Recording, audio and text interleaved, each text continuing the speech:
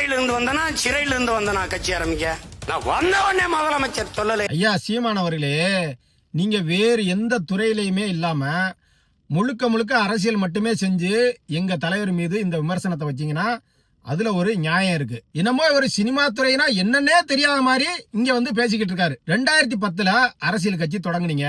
அரசியல் கட்சி தொடங்குறதுக்கு முன்னால எந்த துறையிலயா இருந்தீங்க நீங்க? சரி, அரசியல் கட்சி தொடங்கியாச்சு. தொடங்கினதுக்கு பிறகு இன்னைக்கு வரைக்கும் நீங்க சினிமாக்குள்ளேயே வந்தது இல்லையா? சினிமா பக்கமே போனது இல்லையா? இப்ப கூட பிரதீப் ரங்கநாதன் அவர்கள் நடிச்ச படத்துல கூட நடிச்சிருக்கிறாரு.